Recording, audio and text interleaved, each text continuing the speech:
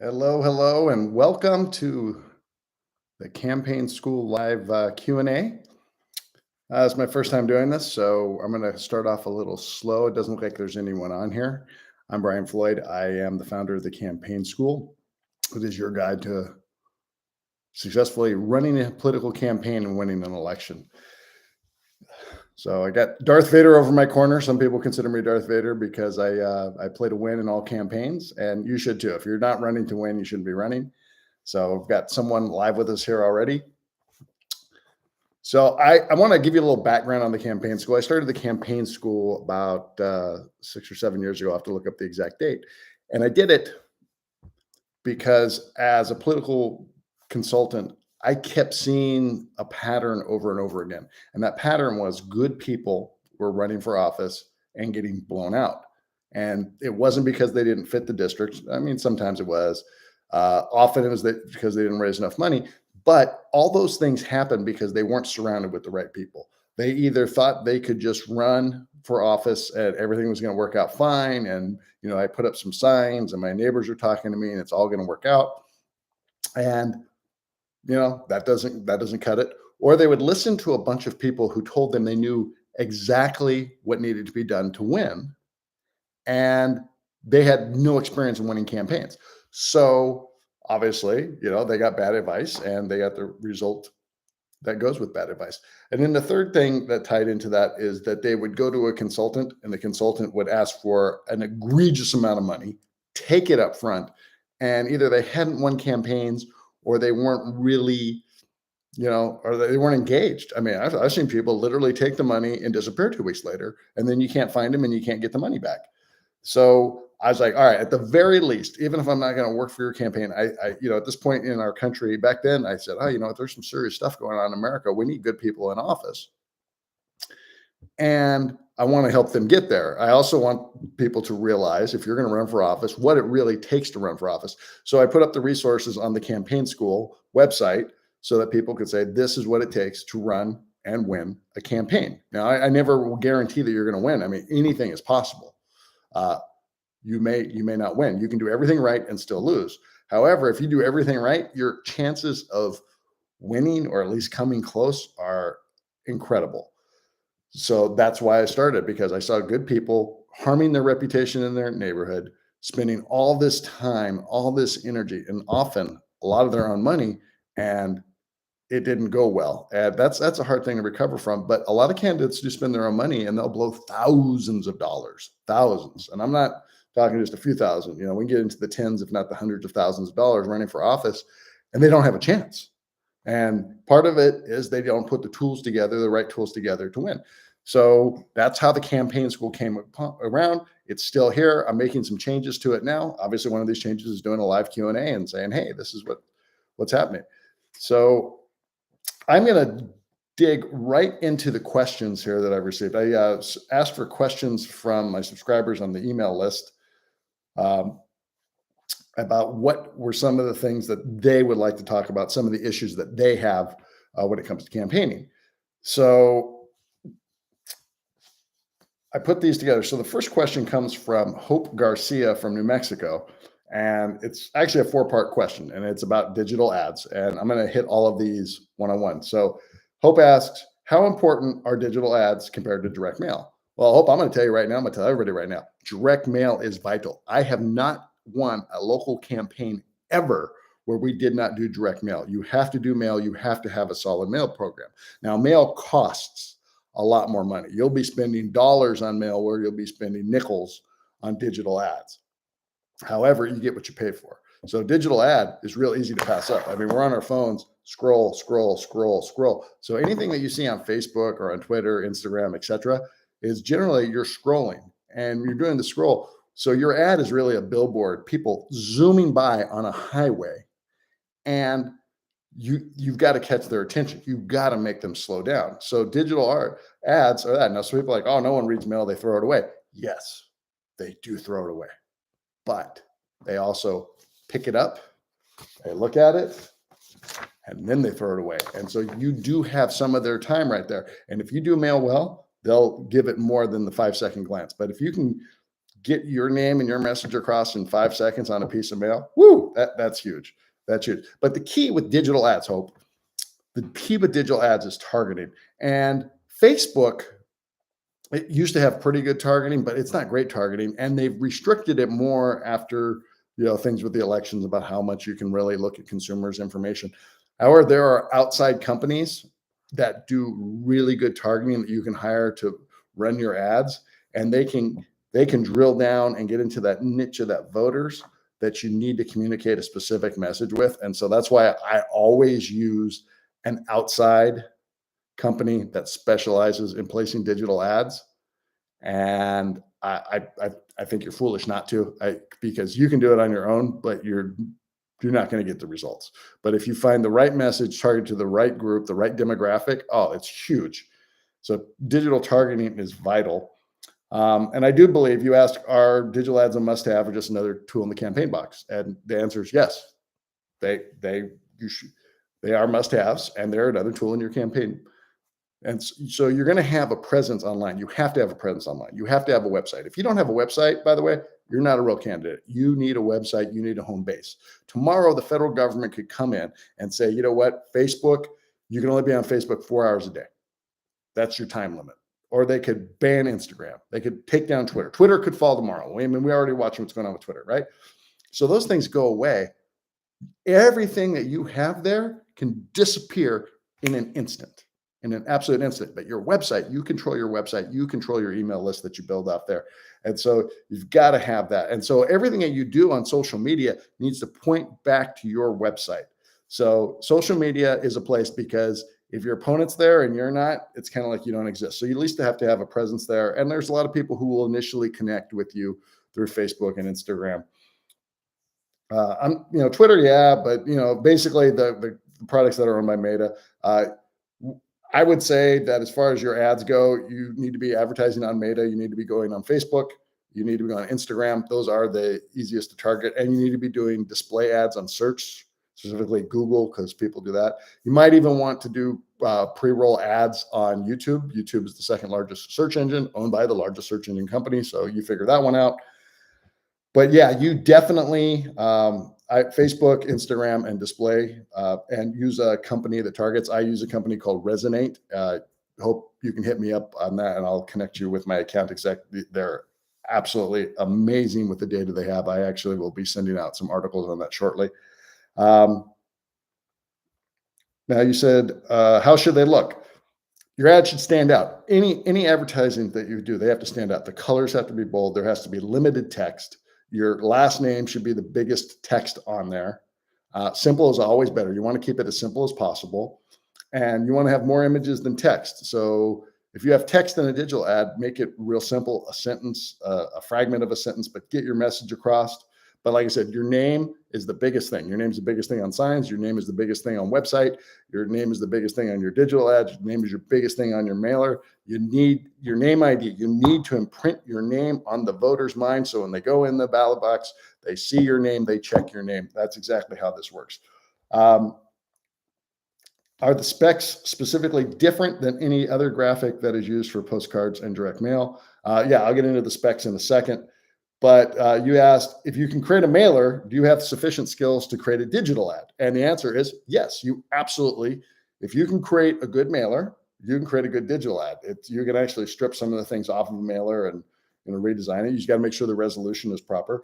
But the issue is that a lot of people who think they can make mail can't make mail. I mean, I know what goes into a good mailer. I cannot make a good mailer. I mean, I guess I could spend the next year trying to figure it out and really turn something out, but that's not my thing. Now with the AIs that are coming along, that could all change tomorrow.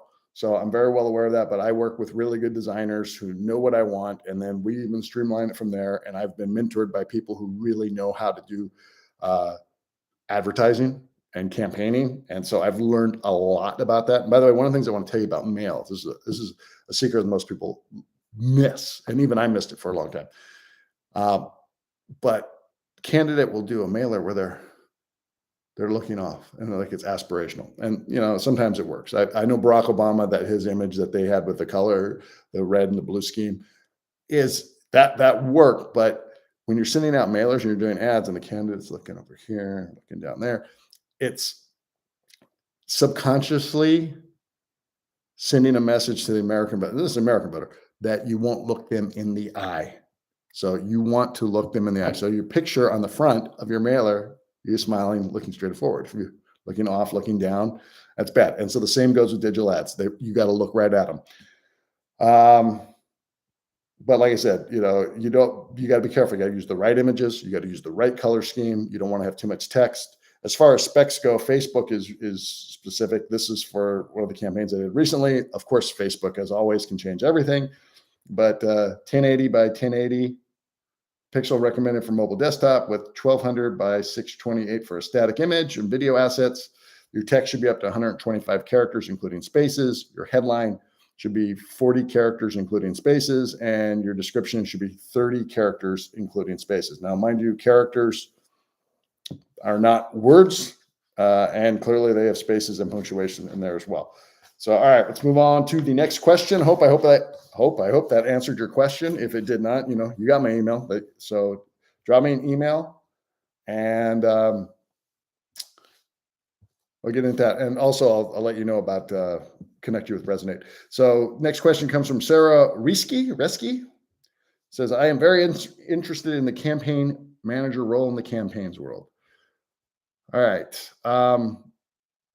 Fascinated with direct mail and designing visuals. I think I covered part of that. So, Sarah, one of the biggest misnomers, and it goes to titles and it goes to TV and TV shows and movies, is that the campaign manager runs the campaign. And to some degree, this is true. The candidate always runs the campaign, but the hierarchy is the candidate, the campaign consultant, and the campaign manager. So the candidate hires the consulting or the consulting team. And so they have that person. And then you have the manager. And the manager, specifically on a local campaign, the manager is the day-to-day person. They are the assistant to the candidate. They're doing all the stuff that the candidate can't do. They're keeping the candidate on task. They're making sure they get to the next meeting. They make sure they get their messages. They make sure that approvals are getting done. But they're a buffer in many ways between the candidate and the consultant. So the campaign manager, in a weird way, is paid for by the candidate, the campaign, but works for the consultant. They're on site for the consultant. Sometimes the consultant will even supply that role. And they keep tabs on the candidate. They keep the candidate on schedule. They keep the candidate moving. They make sure that if you're going to have a function at the office, there's anything the campaign manager doesn't do. If there's a function at the office and people are coming in and you have a bathroom and no one has done it, the campaign manager goes in there and cleans the toilet. If there's somebody that needs to be picked up in the airport and no one can do it, campaign manager goes out to pick up the person taking the airport. Even if they have to pick up their own candidate at 3:00 in the morning and drive them to the airport to catch the early flight, the campaign manager has to do all those things. And yet at the same time, you're working on the campaign with the candidate, for the candidate, and also with the consultant. Your main job as a campaign manager is to get things done. You get things done. And I remember as a campaign manager, I used to have to stay the night in the campaign office when we were printing letters. We're printing thousands of letters to stuff and mail ourselves. And the printer, you had to keep feeding the printer, and you also had to worry that the printer would overheat. So I brought a futon in and I slept next to the printer at night, and I'd get up when it would stop. I'd let it cool down, and then I'd load it with paper. And, we were running thousands of sheets of paper through that thing all the time, but we had to have the letters ready for the volunteers to come in and fold and stuff and seal the letters the next day. And the only time to do it was at night. And so you sleep next to the printer and get it done. And, same thing with the signs. If the signs need to be built. So there's basically everything that can be done on a campaign, the campaign manager is doing, and you're keeping tabs on your candidate. You're making sure your candidate stays on track. You get involved in a lot of decisions. You learn a lot. You actually learn a lot. I wouldn't be a consultant if I hadn't been a campaign manager or a volunteer coordinator. You don't just like, I like politics, I'm going to be a consultant. Now, too many people do that. They skip paying their dues. They skip doing the hard work. Go do the hard work. Get on the hardest campaign that you can get on, a targeted race. Get in there, fight it out. Even if you lose, if you do your job right, you're going to learn so much that you become a very valuable person. And frankly, all the people that go to work in Washington or a state capitol, or whatever, unless you can go out there and campaign, you really don't have your full value. You gain your value for the other things by being able to go out there and slug it out on a campaign. And when I was in my 20s, I loved doing it. Now I'm like, I don't want to sleep next to the printer. So I'm like, I will hire someone else in their 20s who wants to pay their dues to sleep next to the printer. So I hope that answers your question. Next question comes from Alicia Leviska. I'm going to screw up all these names. So please forgive me for that. Blah, blah, plus tax. So Alicia asks, I am a Republican Congressional Party Chair unit, the 8th Congressional District in Minnesota. Oh, awesome. And would like to know what is the best way to do direct fundraising, specifically when making fundraising phone calls, what scripts words should be said. Well, I can't tell you the exact words to be said because I don't know your district and I don't know who you're talking to. And this is all individual. So I'm going to tell you on direct fundraising, the best way to do it is person to person. You need to get with your donors. Now, I'm assuming since you're a party chair, you're looking at people who have a history of giving to political campaigns, to Republican causes, maybe even, prominent in the business community, potentially labor, who knows? So you go and you give them a call, and the call is, I'd like to meet you for coffee. And you pick coffee over lunch or breakfast. You never pick dinner. You pick coffee over lunch or breakfast because it's a limited amount of time. Breakfast takes time, lunch takes time. So you're looking at 45 minutes to an hour. They're busy, you're busy.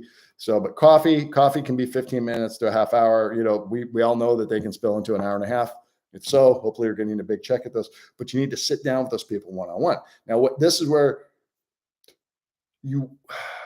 how do I want to say this? So you want to tell them two things. So when I said there is no script, there isn't a specific script, but there is a guidelines, like, Pirates Code, the code will be followed, the guidelines.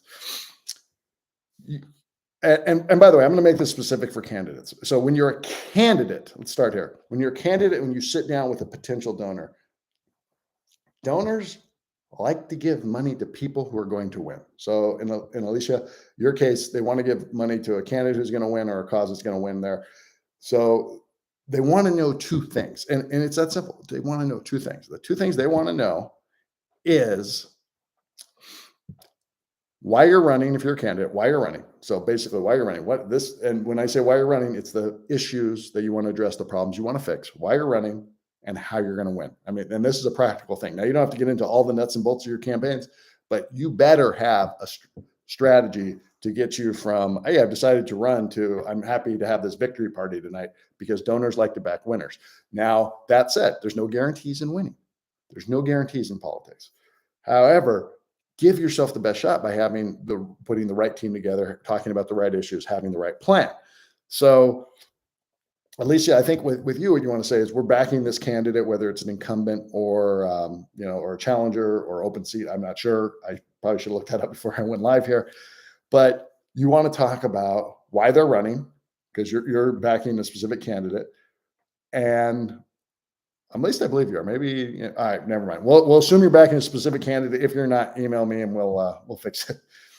Why they're running and how you're going to win. So basically, in your case, what the candidate's going to do, but even more so, what the party is going to do to make sure that it happens. So you need to tell them those two things: why the candidate's running and how they win. Now, direct mail works. Direct fundraising mail works.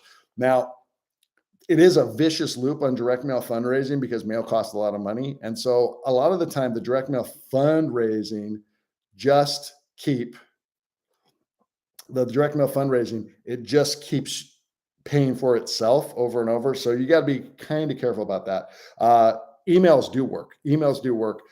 I'm getting inundated with campaign fundraising emails, and they're not always done right. So I want to say this: if you are starting an email campaign for fundraising, and it's cheap and it's effective, and clearly there is some sort of science that shows that the more you go, the more they're going to respond.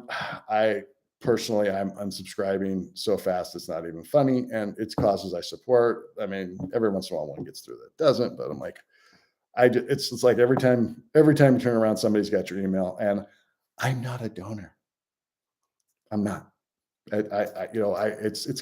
consider it weird. My job is to send people out to raise money so they can pay me to work on their campaigns. Like, I don't want to feed that vicious cycle. It doesn't mean there's not going to be something that comes along that I don't contribute to or I haven't contributed to, but generally it's not something I'm personally involved in, or actually I'm personally involved in, but not professionally involved in. So with the email, if you're going to get a list of voters, of leads, whatever, for fundraising, warm up the list. Start talking to them about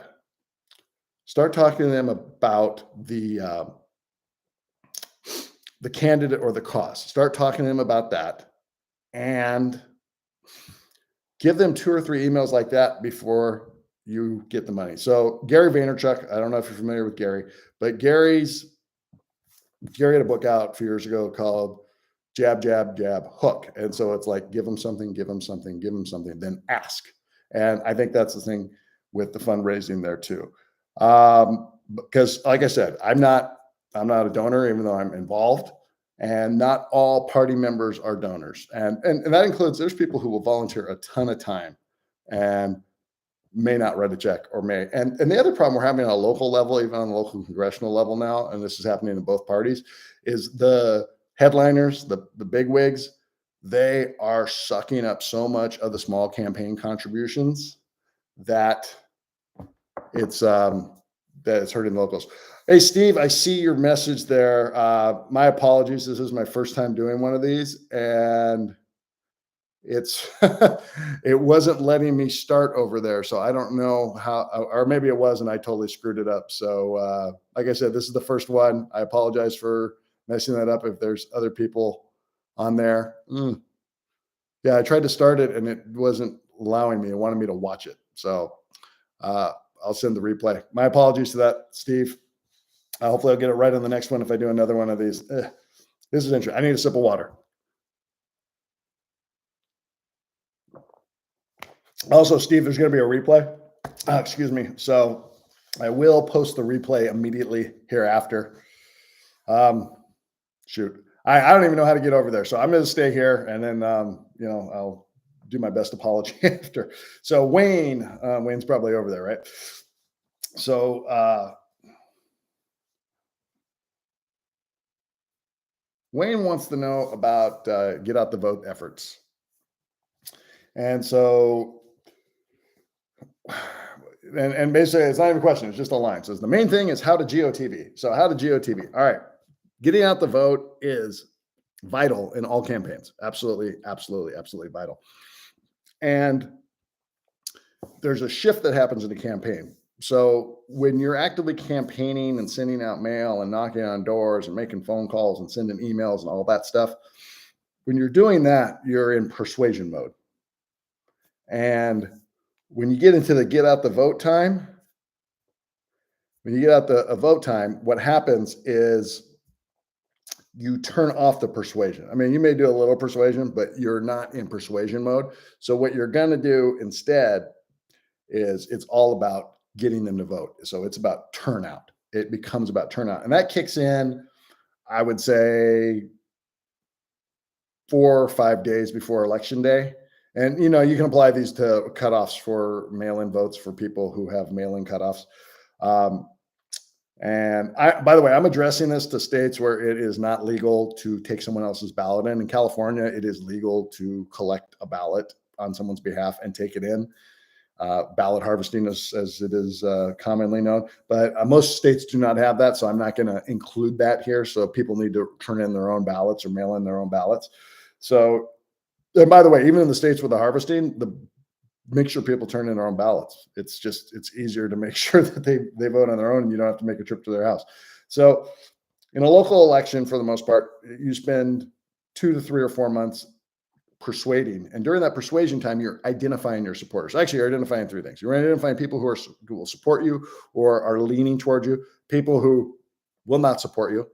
You mark them down. And once you mark down the people who are going to support your opponent or not support you or not vote or whatever, take them off your list. Don't contact them anymore. If they're out of the game, if they're not playing, don't waste your money. Don't waste your time on them. Take them out. So you're only dealing with people who are supporting you or are leaning towards supporting you. And the other ones, the undecideds, the great undecideds who win and lose elections for us, right? The undecided voters. So as this goes on. So you're weeding out the people who aren't going to be with you. You're talking to your supporters. You're making your soft supporters strong supporters. You're still persuading them. And then you're working on the undecideds. And the best part is you come into the last few weeks of an election, you'll find an issue if you're doing polling, by the way, or it'll pop up because it's like, I just keep hearing about this way too much. There is an issue that will excite the undecideds, and you turn that issue on and you bring them over. So, but by the time you get to the GOTV phase, Wayne, we're done persuading. Our job then as a campaign is to go in there and go back to every person that is identified as a supporter and touch them and make sure they vote. If they're an early voter, make sure they've already voted. If they haven't, make sure they do. By the way, make sure they know what day is election day. Make sure they know what day is election day. I'll be surprised how many people thought it was last week and they missed the vote, or it's the next week. Here in Tennessee, where I'm living now, they had a Thursday election, a Thursday primary. Every other election is Tuesday. I'm like, am I missing something? But I do this for a living, so I assume everyone thinks that Super Bowl is on Sunday, elections are on Tuesday. It's that simple. And so when it's not, so never assume that they know when the election is. You got to tell them when the election is, and go in there and go back to them and make sure they do vote. Now, make sure they know where to vote. If they got a mail-in ballot and it got spoiled, how to get a new ballot. If they lost their ballot, how to take care of that. If they need a ride to the polls, people still need rides to the polls. Schedule those rides, find their voting locations, whatever it takes. But you do not stop pushing your supporters to the polling locations until the polls are closed. A lot of people just sit back and what? In a close race, that is the kiss of death. That'd be the kiss of death the other way too. Your opponent could everyone's voting for me. And then you're out there doing GOTV and you win by 25 votes. So I've been on races that were decided by a handful of votes. I mean, actually, there was this one race in particular where the top three candidates there were 3 seats they needed, but they were separated by 6 votes each. And it was absolutely, that number just cracks me up because I was like, how is that possible? But, clearly they couldn't all vote for the same people. So, all right. Hey, Steve, by the way, thanks who's that? Livonia. Thank you for putting the message there. As I said earlier to Steve, I tried to start it over there and it wasn't allowing me to, or I wasn't pressing the right button. We're going to go with operator error because we all know that the machines are smarter than us. If you haven't tried Chat GPT yet, get over there, check out Chat GPT. I understand that Microsoft and Bing are incorporating that in their search engine. And I think Google's rolling something like that out today. So basically, we're not going to talk about how to use search engines today because it's all going to be different by the time the election comes up next year. But everything's going to be completely different. And of course, there's a loud garbage truck or something outside the window. So thank you for coming by now. We appreciate it. All right. I got Steve, I have your question on here. I'm actually going to get to that. I hate to say it. I'm going to get to that last because I think it's a good way to wrap up the questions. And then I have 2 questions that tie in together, or 2 sets of questions that tie in together. And so this comes from Barbara Gaskins, and I'm going to mess this up. Erie De Jong. Okay. Like I said, if you want to send me a phonetic spelling of your name on email, that way if I ever do this again, or if I talk to you in person, that I say it properly. So Barbara asks, how do you effectively gauge the needs of the community? How effectively do you gauge the needs of the community and put that into a campaign? Also, should you run as an independent super red district? And then Erie, you said something, assuming no polling is possible, how can you tell whether your candidate is reaching voters or not? And so I'm just going to be real clear. The best way is to do a poll. Now, I know a lot of you are running for really small elections, and the cost of the poll could be half of the budget. So we have to be realistic about that. But honestly, polling is really well. Now, where I really like polling isn't so much are you winning or losing, but on issues and intensity of issues. And I've found the needle in the haystack that way. And by the way, I like to do, when I do a poll, is we start with an open-ended question. It's like, what is the biggest issue facing your community? So if you're running for Congress, say, your congressional district, the U.S., or if you're running for a legislator of the state. But if you're running for a city council or school board, what is the biggest issue affecting, your local schools and your issues? And people will tell you. And it'll be scattershot, but you never know. There might be something that shows up. So for instance, I did a poll. I guess it was last year. I guess it's 2 years now.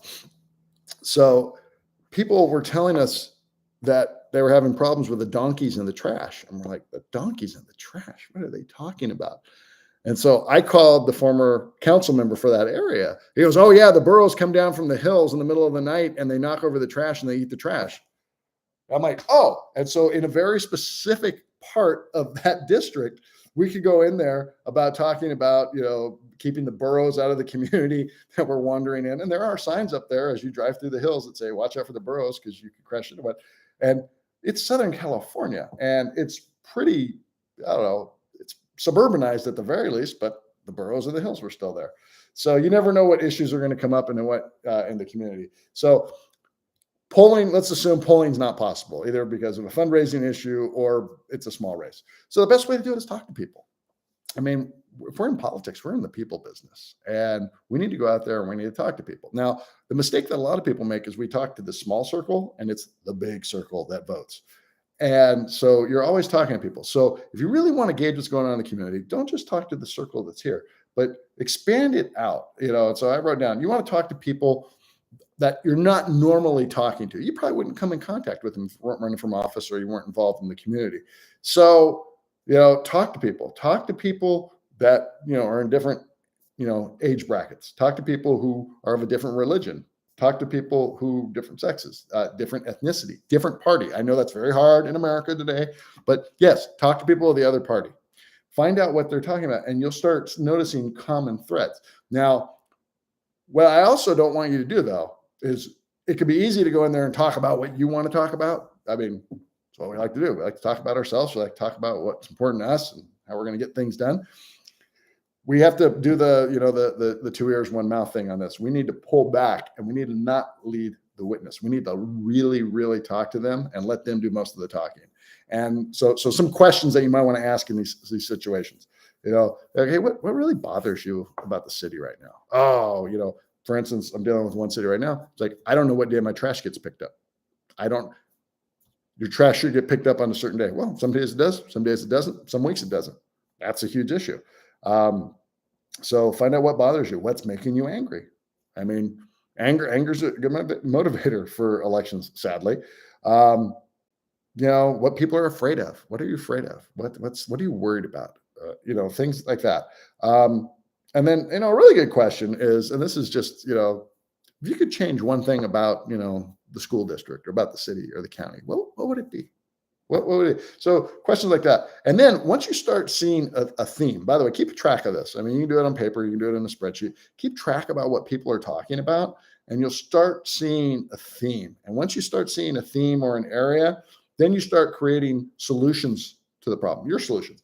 Now, then you start testing that back out on people and gauge the response, because it may sound good, but to you, I don't know if that'll work. They're not there. So you don't want to be pie in the sky. They're not going to believe you, but you do want to have some sort of an aspiration that you can make a difference. You can get things done. So do talk to and tweak it. And by the way, when you find out that something resonates, there's that word again, resonate, get that. There it is. There it is. Now, I have to give a big, big, big warning here. There are some people, actually, there are a lot of people that get really worked up about one thing in the community. They will get, that will drive their existence, that one thing. And they will talk to you over and over and over again. And they will come off so sure, so passionate and so sure that everyone else feels the same way. Or if they knew the whole story, they would feel the same way. And 9 out of 10 times it's not true. Actually, it's probably worse than that. It's probably like, it's true 1 out of 30 times. Or so listen to them, be kind, but be very careful, because that can be misleading. So I've seen people jump on an issue and no one else cared. It resonated with the small circle. And in that case, really small circle, but not with the bigger circle. And people, are voting, for your opponent. So be very, very, very careful there when someone is like that. Now, if you get a lot of someones and they're not related to each other, like, all right, I'm missing something. So like the garbage issue, the council member told me, he goes, my phone does not stop ringing about people who can't figure out why their garbage isn't picked up on the right time. And if you're in a city council, make sure the garbage gets picked up on the right time. I understand if there's a snowstorm or something like that, or even a strike, but geez, come on. Garbage needs to be picked up when it's supposed to be picked up. You're listening to me, City of Riverside, California? Okay, good. Chuck, that's for you. I love you. I know you're working hard to fix that problem. Your colleagues, on the other hand, have their heads where, yeah. Okay, then we're going to move on here. Now, you asked a question about also should you run as a independent in a super red district? And then, Ari, you had your question. Where was it at here? Every political operative I know believes that a great candidate and great campaign can only swing 5 to 7 points on their voter registration. Can you describe what it would take to look at victory for a city council race where you're a Democrat and the voter advantages are +10? I mean, really look, can it be done on no budget? No, but everything needs a budget. Can it be done with tons of money? Yeah, it can be. So I'm going to do this. So Barbara, so I think these are related, but they're different. Barbara, super partisan districts are only electing their own party right now. It's just the way it is. It's been that way. It's been that way for a while. I think since Donald Trump got elected, it became more so that way, but it was trending that way since about 2010, maybe even before then. So it was starting to trend that way when George W. Bush in his second term, and we are full on locked in party battles here now. So right now, they only tend to elect people from the same party. So I'm going to give you an example from Williamson County, Tennessee, where I live. So last year, the county school board races were up, and Williamson County is very Republican. So there was a Republican school board member named Eric Welch, and Eric's a Republican. How's that? Now, during coronavirus, COVID, he was very pro lockdown, very pro mask, very pro our kids. It's unsafe for our kids to be in school. And so that was his position. Now, that position would probably fly in very Democratic areas. It didn't fly well in a Republican area. And so Eric, I thought, was most likely to get thrown off the school board. Now, there was a group that got together and they went and they found someone to run as a more conservative candidate in a conservative district. Now, because the way that Tennessee operates, you don't register by party, you just register. And then to run as a member of the Republican Party or the Democrats, you have to show that you're a bona fide and you have to have so many elections. So the gentleman who ran against Eric, Doc Holliday, couldn't qualify as a bona fide Republican, so he had to run as an independent. And so even though he attacked Eric Welch for the masks and the vaccine, all the stuff that goes with it, I'm clearly simplifying this and I might even be misstating some of the positions, but he ran against Eric Welch as if Eric was a Democrat and he was the true Republican. And on election day, Doc came in third. Eric got reelected because at the end of the day, there was an R next to his name and there wasn't next to Doc Holliday's. So at this point, it's very difficult. Now, Ari, so if it's a nonpartisan race that you're talking about here, we're swinging the race. So a Democrat could win a Republican area. I did it once with a judge, by the way. So there was a really good prosecutor and he was running for judge. And I don't know if I want to call him a conservative Democrat. He might be old school FDR, Kennedy, liberal Democrat. Yeah, he's a Democrat. He has no interest in being independent or switching. I don't, you put him and AOC together and there's, a chasm, but he wasn't a Republican and he wasn't an independent and he's running. And where we're running was going to be a pretty big Republican turnout. And so as you get to know your candidates, I found out that he was a lifetime member of the NRA, proving once again that not everybody fits into a box in politics, right? So I put that on a mailer as part of his biography that he's a lifetime member of the NRA. And so he wound up winning. And it was a nonpartisan race. He was a Democrat. Now, mind you, this is probably during the Second Gulf War. So this is a while ago, but he wound up winning. But on election night, I was at the Registrar of Voters and we're watching the tallies come in and there's a Republican activist there. And this was a fun moment. And I'm a Republican, by the way. So I like Steve. Steve's a good guy. Actually, no, I just told you his name. But so I'm there and we're watching the tallies and he won. And I'm like, yeah. He goes, oh, which one was yours? I go, oh, he was. And he goes, oh, yeah, he's a really good conservative. I go, he is? And he goes, oh, yeah. I go, what makes you think that he's a Republican? And he said, well, he's in the NRA. I said, not the case. So there are ways to do it. So yes, you can do it. I don't know if I could pull it off today because social media wasn't big. So they probably would have outed him, as they'd say. So, but I will tell you this. Turnout is the key in these races. Turnout is always the key. If the turnout is really, really high, anything can happen. By the way, anything can happen. A lot of people say, oh, the Democrats are going to. No, it's not going to be the case. High turnout can produce some really close races. And one of the hardest groups to get to vote right now in America is non-college white men. Non-college white men are a very hard group to get to motivate to vote. And so they just don't trust anything. So that's but yeah. So if they turn out, they can flip a race one way or the other. So high turnout, anything can happen, but the advantage does go to the majority party in such a district.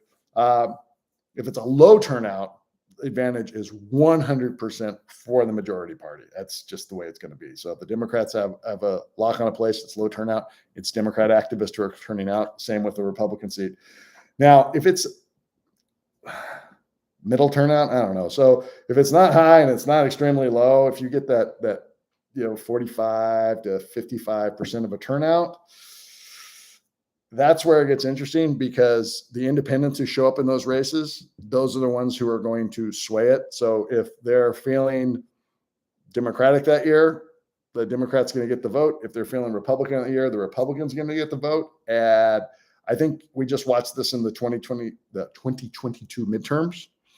It was that the independents, for a variety of reasons, not all, like I said, people don't fit in no box, but there was a few different reasons. The independents broke for the Democrats in key races, and hence no red wave.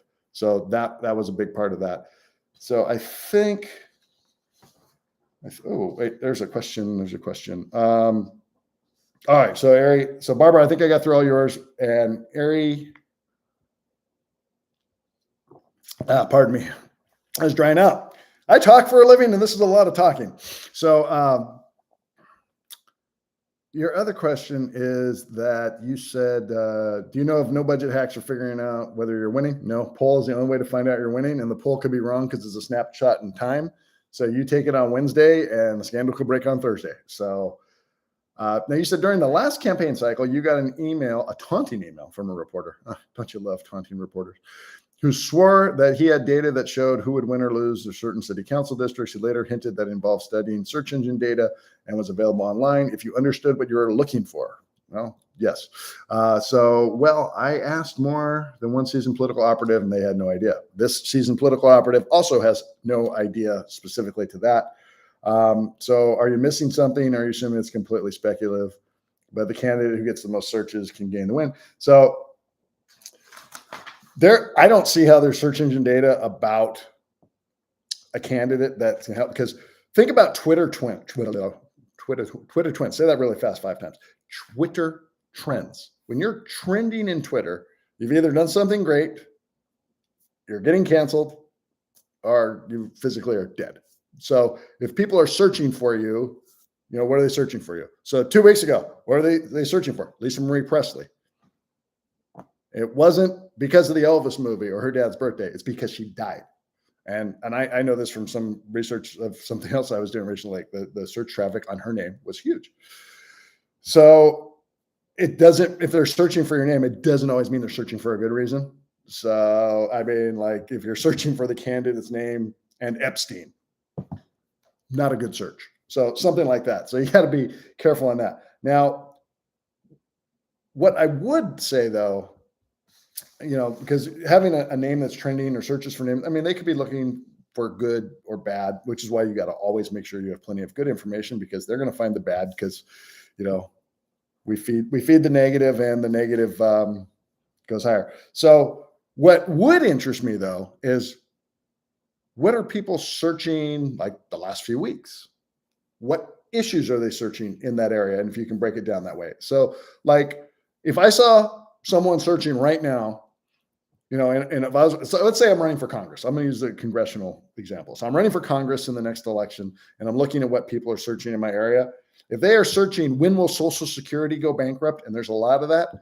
I'm going to have to address Social Security and Medicare and things like that when I run. If they are searching, are our policies working against climate change?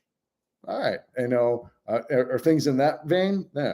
Are they putting things out there that say, could that Chinese balloon carry something that would cripple our national defense? Yes, it could, by the way. So I know that I'm going to need to talk about national security, defending the country, and things like that. So there are searches that can indicate where you need to go, but like everything else, I would look for the trend. Are they going up? Or are they going down?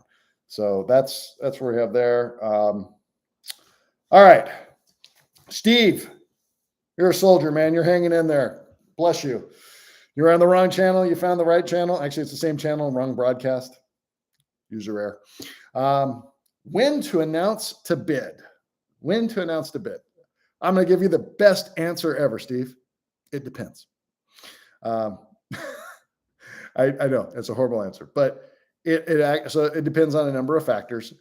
One of them is if it's a big campaign. If it's a big campaign, you have to announce early. I mean, Nikki Haley and Donald Trump are already talking about running for president, right? And that election isn't until November of next year. So that if you're running for, something, of that magnitude, if you're running for something that's going to require raising 6 or 7 figures, you probably have to announce earlier, like a year or so. Now, mind you, one of the reasons that you have to do this, and every state is different, but generally to fundraise, you have to have a committee. And I believe that's true almost everywhere.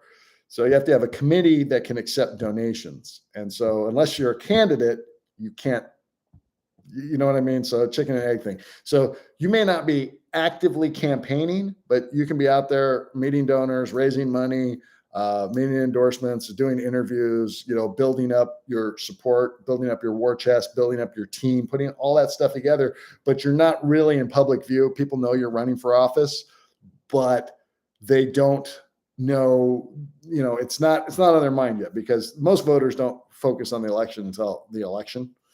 So right before. So it really comes to that. But I think if you raise money, you grow your support base, you build up your campaign machinery. Now, on a small local level, let's say you're running for a small city council race or school board race or something like that, you could probably announce 3 or 4 months before. I would not wait for 2 months before. That's a lot of work to do, because you want to, I think 6 months is always a good time, like 6 months out. But, you could start putting things together, and 3 or 4 months before, get out there and start raising the money and getting the hard work done. So basically the question is, you announce your candidacy when you're ready to raise money. So you do have to have certain things there, but there's such a thing as a soft announcement. You announce, I am running for office. At the presidential level, they talk about doing exploratory committee, stuff like that. And so they announce their exploratory committee, but they're running. I mean, everyone who's ever explored running for president runs for president. But it triggers a fundraising mechanism. So you announce and you're running. Now you want to, like I said, you want to have your core group of supporters. You want to have your spouse and, certain people backing you. And if you're running for a seat and the incumbent's retiring and, they're backing you, you want to announce that. So you do that, but you can put all those things in place and then do a big campaign kickoff. And that campaign kickoff could be like the second announcement. It's the bigger party. So I guess it would be the equivalent of letting everyone know that you just got engaged, and then 3 months later there's an engagement party. So it's a different beast. So that's how I look at it. But yeah, big campaign kickoff when you're ready to be more visible. And I think all campaigns should have a campaign kickoff. So if you're going to announce and it's close, boom, do a big deal, get people there, get people to a location. If it's going to be further out, so you announce and then you have your kickoff, or anytime you have a headquarters opening or something like that, those are ways you could do it. So, whew. All right, I talked a lot. I talked for 49 minutes. and I hope I answered most of your questions. And I do apologize for anybody who wound up on uh, another stream that never started. I thought I couldn't start it, so I thought this is how it worked. But now that I know, so hopefully we won't make this mistake again. Hey, let me know in the comments there if we should do these again. I'm pretty much spent right now. I don't know if you can tell. But the replay will go live after this. So anything that you missed or you want to hear again, or somebody that you know who should hear some of this, please forward it on to them. And I appreciate your time. I appreciate you listening to me. I don't have all the answers. And if I told you I did, I was full of it. I have done a lot of campaigning in my life. I've been around a lot of campaigns, and I want good people in office. I mean, this is my country. I want my country to do well. And, it doesn't mean that we're not going to have, family squabbles and this, but, I look at it this way. And I just want, I think one of the things that's really lacking right now amongst our political class is a lack of empathy for each other and our positions. And, I don't always have to agree with you, but I want to be treated respectfully and kind, and I will in turn do the same. And doesn't mean I have to agree with you. And guess what? I will fight on issues, and I will fight for the things I believe in as hard as anyone. And I'm good at it. I mean, like I said, I got the Darth Vader there. There are some people who think I'm Darth Vader because I don't campaign to compete. I campaign to win. I campaign to win, and you should campaign to win. And anyone you're supporting should campaign to win. But you know what? You can't love America. You can't say you love America and hate Americans, even if some of them are driving you crazy. My guess is right now about half of them are driving you crazy. And I'm only talking about my family. So, hey, come on now. So, but no, I want this country to continue to succeed and thrive. And we got some big issues to tackle at all levels. And with the right people running for office and winning office, I will never bet against America. And so I thank you for tuning in, and I hope I can continue to provide you and your campaign and the people you support value.